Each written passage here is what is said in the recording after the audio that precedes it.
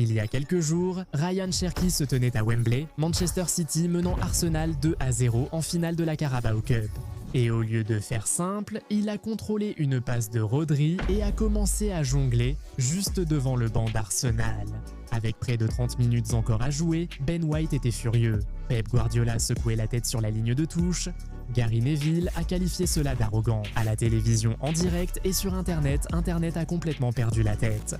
Voici la vraie question, où se place le moment de Cherki dans l'histoire de la frime dans le football? Parce que, croyez-nous, les légendes de cette liste font passer Cherki pour un débutant. Voici les 10 plus grands frimeurs de l'histoire du football. Classé numéro 1, Ronaldinho. Il n'y avait jamais eu d'autre nom possible en tête, Ronaldinho Gaúcho, la figure qui, à lui seul, a fait tomber toute une génération amoureuse de ce sport. Ce qui le distinguait des autres joueurs de cette liste et de la plupart des footballeurs, ce n'était pas uniquement ses dribbles ou ses buts. C'était son sourire, la joie incommensurable qui rayonnait de lui chaque fois que ses crampons touchaient le ballon. Ronaldinho jouait comme si le football était le plus grand privilège imaginable et chaque personne qui le regardait ressentait cette émotion à travers son écran. Un mot, élastico. Lors de la Coupe du Monde 2002, Ronaldinho a réalisé l'une des plus grandes performances individuelles du tournoi et dans le Brésil a remporté le trophée. Puis, au FC Barcelone, Ronaldinho est devenu le soleil autour duquel tout le club gravitait, remportant le Ballon d'Or en 2005 et menant l'équipe à 2 titres consécutifs en Liga. Il a ébloui au Bernabéu et a reçu une ovation debout de la part des supporters du Real Madrid, leurs propres fans. Pour un adversaire, aucun joueur visiteur n'avait reçu cela auparavant et aucun ne l'a reçu depuis. N'importe quel joueur peut essayer, mais comparé à Ronaldinho, ce n'était qu'un échauffement. Cet homme était le modèle, l'original, le plus grand artiste que le football ait jamais produit. Numéro 2. Neymar. Aucun footballeur moderne n'a transporté le football de rue sur une scène professionnelle aussi complètement que Neymar Jr. À Santos, des images circulaient déjà dans le monde entier, un adolescent démantelant des professionnels avec une confiance frôlant le surnaturel, des coups du sombrero en Copa Libertadores, des élasticos en pleine course, des passes à l'aveugle qui créaient des buts tout en brisant des réputations. Puis est venu Barcelone, le trio MSN et une médaille de vainqueur de la Ligue des Champions lors du triplé historique de 2015. Même aux côtés de Messi et Suarez, Neymar restait le joueur le plus spectaculaire sur le terrain. Les blessures ont brisé ce qui aurait pu être la carrière emblématique de cette génération, mais à son apogée, Neymar était vraiment à part. Il n'y a qu'une seule raison pour laquelle il n'occupe pas cette première place, et c'est parce qu'il a toujours reconnu ouvertement qui était le plus grand artiste de son époque. Numéro 3, Gigi Okocha, tellement bon qu'ils ont dû le nommer 2 fois, Augustine. Gigi Okocha ne possédait pas seulement des gris-gris, il maniait tout un vocabulaire que les défenseurs n'avaient jamais rencontré. C'est la différence entre le talent et la sorcellerie. Après avoir électrisé les fans à Eintracht Francfort et Fenerbahçe, y compris un but légendaire contre Oliver Kahn en Bundesliga. Ce but a accumulé des dizaines de millions de vues en ligne. Okocha a transformé Bolton en une équipe qu'il fallait absolument regarder pour les supporters du monde entier. Sam Allardyce a bâti sa stratégie marketing sur cet homme. Coup franc, ballon courbé impossible selon la physique, adversaire tombant sans contact. À ce jour, Okocha reste le meilleur joueur de l'histoire de Bolton. Et ce n'est pas un débat, c'est de l'art pur. 4. Adel Tarabt. Adel Tarabt est le genre de footballeur qui laisse les entraîneurs chevronnés sans voix. Neil Warnock, l'un des entraîneurs les plus expérimentés et stricts du football anglais, a affirmé publiquement que Tarabt était le joueur le plus doué avec qui il ait travaillé dans toute sa carrière. Pas seulement à QPR, pas uniquement en Championship, jamais. Et si vous avez regardé la saison 2010-2011, vous comprenez exactement pourquoi. Le Marocain était intouchable.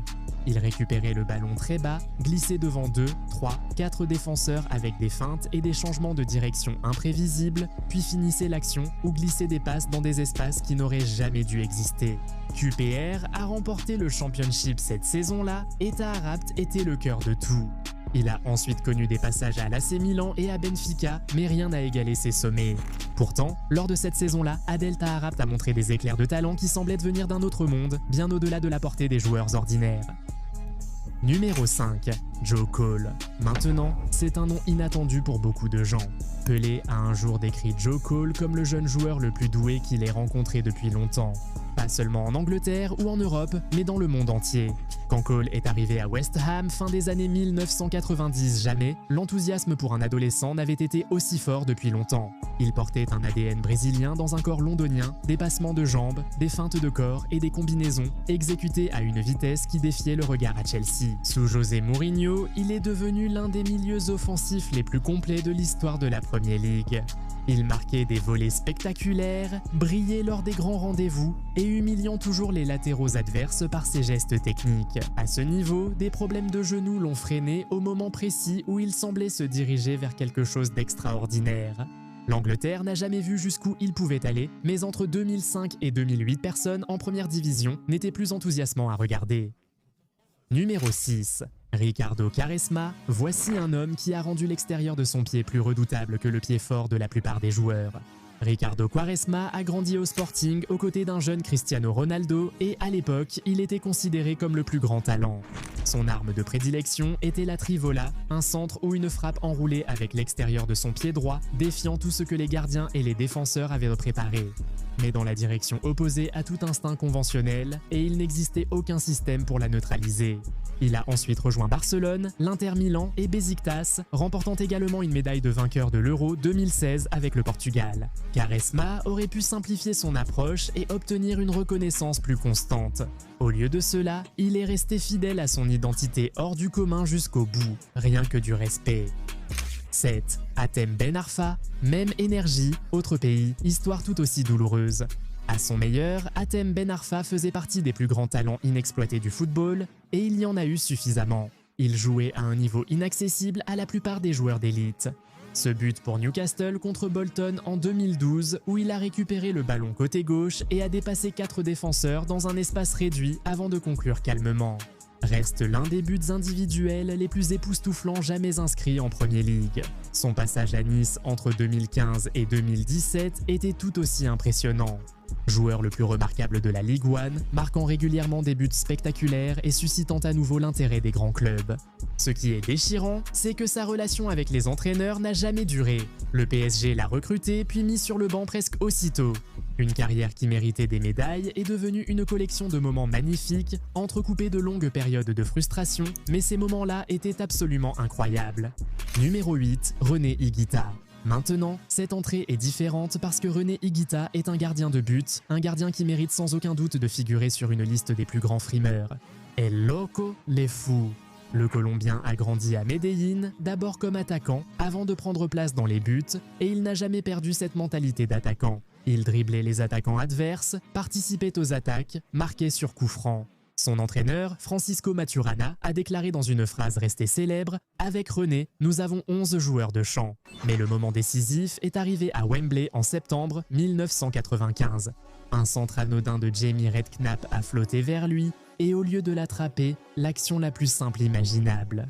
Higuita s'est jeté en avant, a arqué son dos et a dégagé le ballon avec les talons des deux pieds, le coup du scorpion. Le stade a retenu son souffle.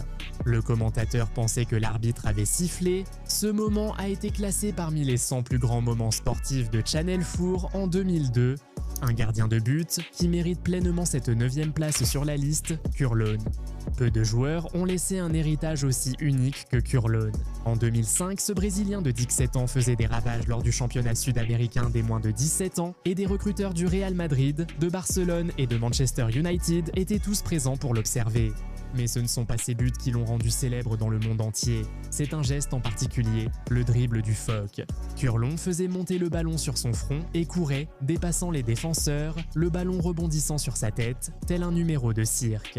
Le plus fou, c'est qu'on ne pouvait pas l'arrêter légalement. Les adversaires étaient si désespérés qu'un joueur de l'Atlético Mineiro lui a donné un coup de coude violent et a été suspendu 120 jours. Ce geste était si menaçant qu'il suspendait des joueurs pour avoir tenté de le contrer. Les blessures ont privé le monde de ce qui aurait pu être l'une des carrières sportives les plus spectaculaires. Mais le dribble du phoque vit pour toujours sur YouTube, et personne ne l'ayant vu ne l'a jamais oublié, pas même une seconde. Numéro 10, Lee Trundle. Pour terminer cette liste, voici un nom qui pourrait vous surprendre, mais écoutez-nous bien. Lee Trundle, jamais joué en Premier League, ni en Ligue des Champions. Ses meilleures années étaient à Swansea, Wrexham et Bristol City. Mais ce qu'il a fait dans ses divisions inférieures était tellement spectaculaire que Soccer AM le montrait à la télévision nationale presque chaque semaine. Des coups du sombrero, des passes sans regarder, des buts du talon en Ligue 1 et en Championship. Des gestes qui n'auraient rien à envier à une compilation 5 étoiles sur FIFA. Les défenseurs étaient impuissants car personne à ce niveau n'avait vu un joueur comme lui. Son nom est devenu synonyme de spectacle dans le football anglais. Aujourd'hui encore, être comparé à Trundle est considéré comme un grand honneur. C'est cela, un héritage. Ryan Cherki doit encore beaucoup apprendre pour espérer y figurer. Laquelle de ces légendes t'a le plus impressionné? Mets ta réponse dans les commentaires. Si tu as aimé cette vidéo, mets un like et abonne-toi. Si ce n'est pas déjà fait, active la cloche de notification pour ne rien rater. On se retrouve dans la prochaine vidéo, salut!